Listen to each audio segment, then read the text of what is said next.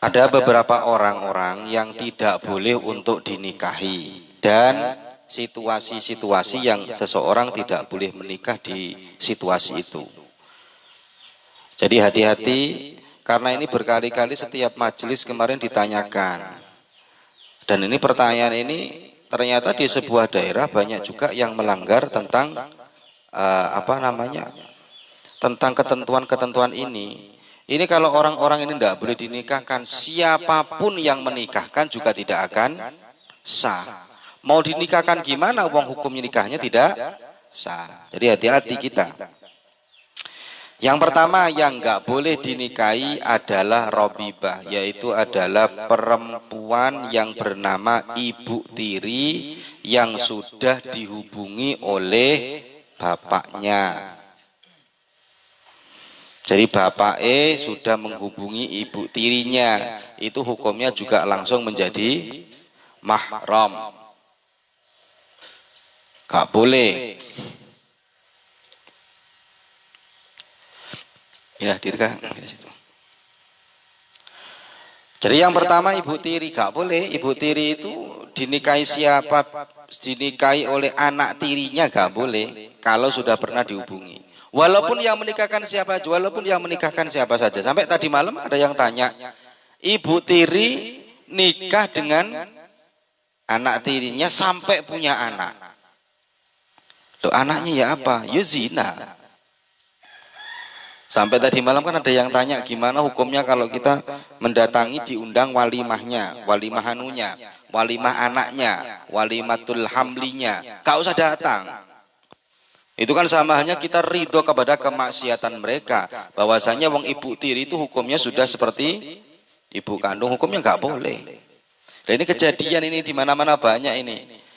Anaknya bapaknya kawin ibunya muda sama anaknya tuaan ibunya. Iku ya ono. Ya.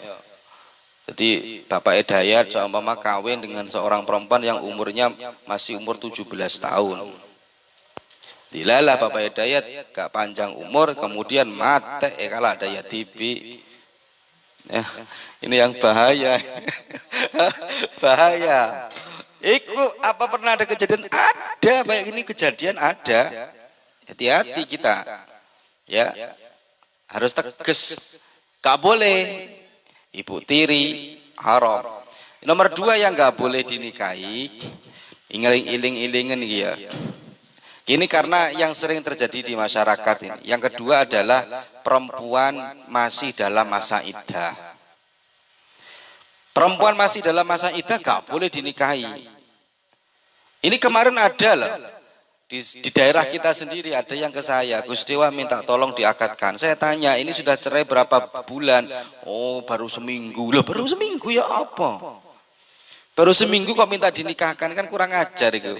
Cara bahasa Madurane lah, wedok iku arek wedok iku anak perempuan itu leter iku. Titik baru seminggu lo minta dinikahkan. Gak boleh. Seperti kemarin Bu Guru sini juga, gak perlu saya sebut namanya. Bu Guru sini kan meninggal kemarin tuh orang tuanya. Nah, suaminya terus datang ke saya, Gus Dewa ini ada yang minta saya. Sik Bu, jangan, stop. Ini orangnya ini cepet-cepet. Oh gak boleh Bu, tunggu nanti kalau sudah ibunya bapak suaminya kemana, mati beneran apa enggak ini? Iya mati beneran. Ya wes, kalau mati beneran berarti lain, berarti 4 bulan 10 hari, nunggu 4 bulan 10 hari. Dan insya Allah selesai 4 bulan 10 hari mestinya nggak boleh kemana-mana ya. Perempuan itu kalau sudah masih masa iddah nggak boleh keluar. Harusnya. Kalau sekarang kan enggak. Kadang-kadang masa iddah itu macak-macak, pakai parfum, pakai lipstik, pakai merah-merah sidu, pakai celak, keluar, pakai merah, biru, hijau, kuning, yang kui kabeh. Lah iku banyak sekarang ini. Padahal kalau perempuan masih masa iddah itu dilarang menggoda dan digoda. Gak oleh menggoda. Jadi kalau perempuan masa iddah gak boleh keluar. Karena kalau dia masa iddah, itu kalau laki-laki lewat, dia minta nikah, repot. Kemarin terus akhirnya, ya apa nih Gus? Saya ini mau nikah ini, boleh enggak? Boleh Bu, tapi nunggu. Dan insya Allah akan saya nikahkan hari Kamis yang akan datang ini. Kawinkan orangnya. Kawin sudah. Datang ke saya lagi. Sudah selesai masa idahnya Bu? Sudah. Sudah suruh minta. Ya. Mau dikawinkan sama saya itu hari Kamis ini. Anak-anak hari Kamis kan undangan hadrah ini. Undangan hadrah di sampingnya itu kan walimah tuh. Nah, sampai pindah kita ngakati bu guru itu. Selesai masa iddah, enggak apa-apa. Tapi kalau dalam masa iddah tidak boleh. Bukan tidak boleh. Kalau dinikahkan tetap jadinya zina karena dianggap dia masih istrinya orang lain. Hati-hati. Dianggap masih apa? Istrinya orang lain. Kudu ngerti kita ini. Nomor 2 yang enggak boleh yaitu mertua. Mertua gak oleh. Mertua kok punya mertua 4, ya mertuanya 4 itu mahram semua. Iya, kalau dia nikah 4, mertuanya berarti 4, mahram semua, gak boleh semua. Hati-hati. Makanya tadi malam kan tak jelaskan, megang istri itu batal, tapi kalau megang mertua nggak batal. Tapi bukan berarti kita oleh teguk entana nggak mertua. Ya, ini penting. Ya, saya megang neng neni batal. Tapi kalau saya megang tangannya Bu Nyai gak batal. Makanya saya kalau salaman sama Bu Nyai gak usah wudhu lagi. Batal Cong? Enggak batal. Kenapa gak batal? Ya gak batal memang. Mertua itu hukumnya mahram. Makanya mertua itu selama-lamanya tidak bisa dinikahi. Tadi malam pernah saya jelaskan, kalau istri itu ada suratnya, tapi kalau mertua nggak ada suratnya. Nggak ada suratnya mertua itu selama-lamanya. Istri itu pakai ini, pakai hati. Kalau mertua pakai syariat, seneng nggak seneng kamu sama mertuanya, dicatat iki mertuamu. Itu loh ya. Kamu seneng gak seneng sama mertua kamu, ya itu mertua kamu. Gak usah banyak demo, gak usah banyak protes. Tapi kalau istri, nih pakai ini, pakai hati. Seneng, lanjut, gak seneng, gak usah lanjut. Lihat ya. Kalau istri ada suratnya. Sekilo. Iring-iringan, saya punya mertua 10, mahram kabeh. Ya. Punya mertua 10, mahram semua. Giling-gilingan. Jadi mertua meskipun sudah pisah. Meskipun sudah apa? Pisah. Kok ada suami istri pisah. Mertuanya gimana? Mahram. Kan pernah saya ceritakan sama kamu, saya itu punya guru. Oh bukan deh, ini yang mertua ya. Mertua, kalau ini nggak bisa ya. Kalau mertua tetap nggak bisa. Yang kedua, yang ke berapa ini? Yang keempat, ya ini yang guru saya ceritanya ini. Yang ketiga adalah saudara kandung dikumpulkan, itu yang nggak boleh. Elek seneng sama saudaranya terus dikumpulkan, nggak boleh. Seumpama Feni setretanan sama si Aisyah, terus Aldi seneng sama Aisyah, terus seneng juga sama Feni. Ya. Terus dua-duanya sama Aldi. Oke, dinikahi semua. Itu tidak boleh mengumpulkan saudara. Enggak sah nikahnya, enggak sah. Itu namanya mahram lil jam'i. Saya sama menikahi Neng Neni, kemudian menikahi kakaknya Neng Neni. Hukumnya tidak boleh. Hukumnya tidak boleh dan tidak bisa, tidak dibenarkan. Yang boleh itu kalau sudah pisah dengan adiknya, terus pindah ke kakaknya, itu gak apa-apa. Tapi rasain be orang binyak aja. Cain be orang binyak. Jal kamu kawin dengan adiknya, mereka kawin dengan adiknya, pindah ke kakaknya, atau kakaknya terus pindah ke adiknya, akan rusak. Ya gak rusak, dengan boleh. Syariat itu gak melarang. Sama dengan ceritanya guru saya yang ini yang mau saya ceritakan. Guru saya itu nikah dengan kakaknya, dikawinkan. Kayak saya ini terus babat pondok baru kayak ini sama mertuanya. Tapi kalau kita kan ini kan misah nih. Kalau dia ndak kumpul di babat. Terus jadi ini di luar Jawa. Setelah jadi lah kok ternyata istrinya meninggal, yang perempuan tuh meninggal. Istrinya. Terus akhirnya ini karena dia malu di situ, Pengennya dia itu dijanji sama mertuanya, sampean berjanji gak akan pulang dari sini karena di sini sampean ini yang merintis sampean, anak sampean banyak di sini. Kalau sampean belum punya anak pulang ndak apa-apa. Akhirnya bapak ya sudah, tapi semakin hari susah ini. Tuh ya opo istrinya gak ada ini gimana ruwet. Akhirnya bapak mertuanya orang alim. Ya sudah, kamu tak nikahkan saja dengan adiknya. Jadi dia menikah dengan kakaknya, kakaknya mati, pindah kepada adiknya. Boleh? Boleh. Kalau tidak dikumpulkan, mau dikumpulkan saya tak oleh. Itu. Terus yang ke berapa? Yang kelima, yaitu perempuan yang sudah ditolak bain. Perempuan yang sudah ditolak bain, makanya laki-laki hati-hati. Laki-laki itu ojo ngomong, berani-berani ngomong yang namanya talak. Tak boleh. Sepegel-pegelnya katakan. Yang lainnya jangan ngomong tolak. Tapi kalau pegel Sal, ini ngakin desal ya.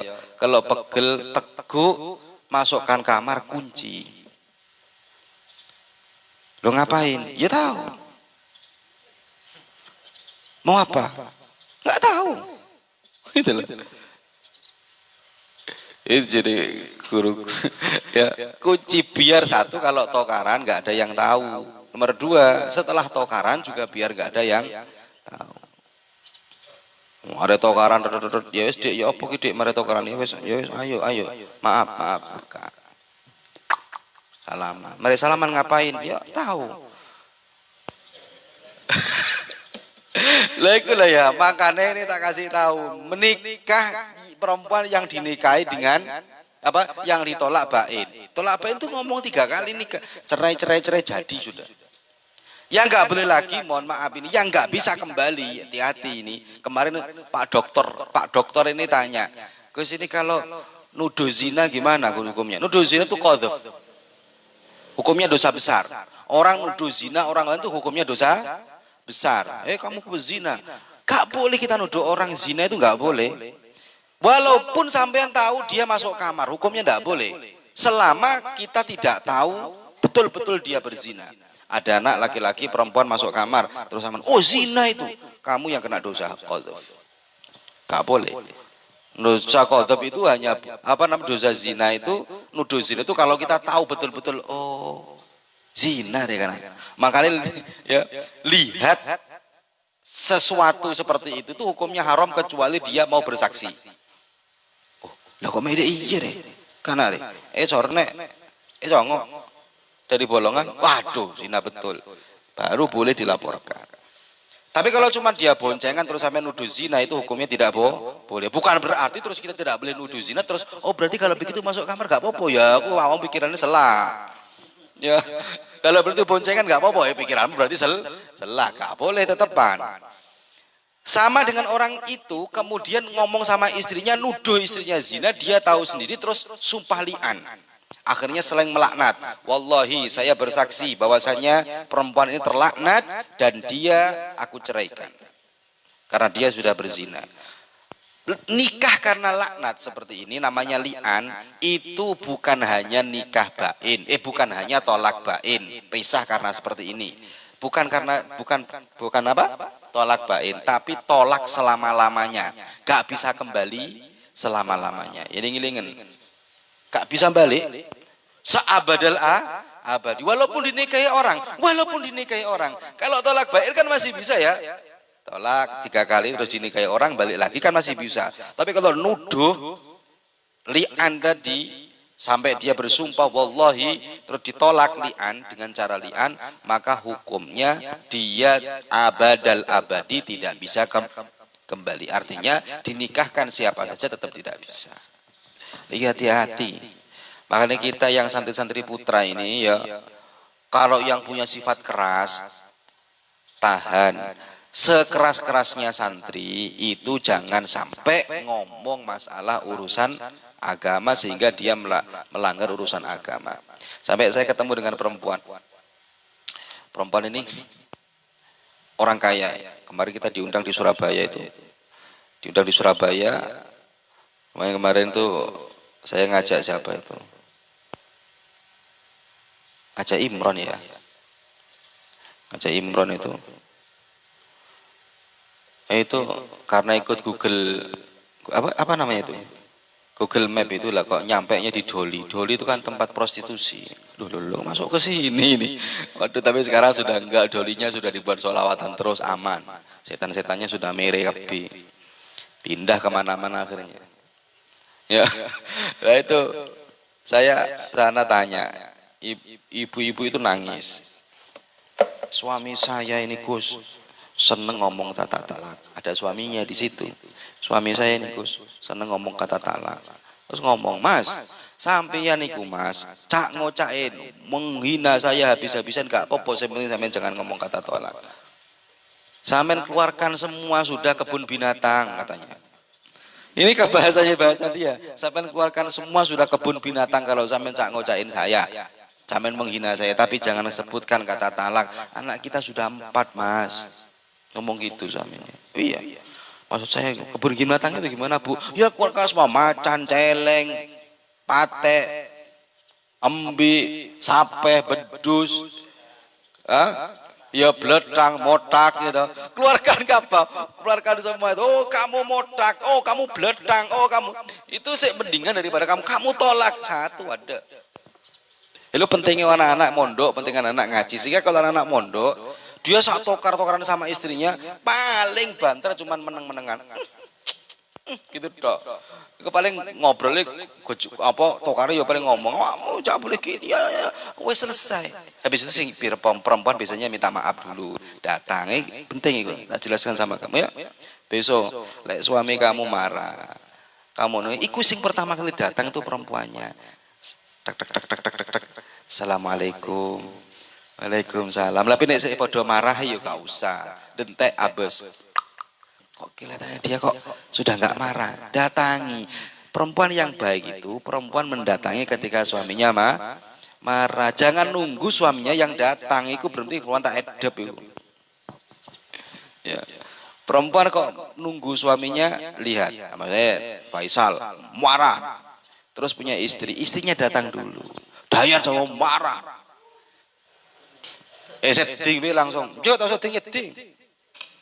Lalu datangi. Assalamualaikum Mas. Waalaikumsalam. Minta apa Mas? Petabe di kepi. Minta apa? Minta apa? Minta riah apa? Minta apa Mas? Ya, minta iki. Apa? Kopi. Apa lagi? Apa? Ya apa sih ndi pun ya? Susu, ya, minta. Kopi susu berarti. Lo iku kudune perempuan, tapi sekarang jarang. Tapi laki-laki insya Allah kalau mondok enggak kayak gitu. Laki-laki kalau mondok dewasa, istri marah, kadang-kadang suaminya yang minta maaf.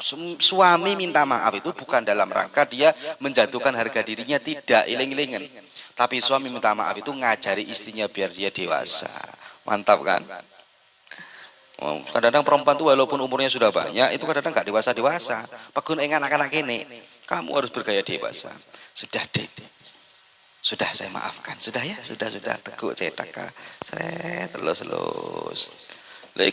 Tapi kadang anak perempuan yang masih muda tapi kedewasaannya tinggi, suaminya marah, dia dulu yang minta maaf. Assalamualaikum Mas. Waalaikumsalam. Masya Allah, saya minta maaf Mas. Minta apa? Kopi, es teh, rang tinding, apa jasua? Apa apa minta apa? Ngomong Mas. Katanya aslinya yang bagus seperti itu loh. Ngono loh. Ya. Kamu jangan ketawa terus, itu penting. Sini penting. Sini orang-orang yang tidak boleh dinikahi. Al-Fatihah.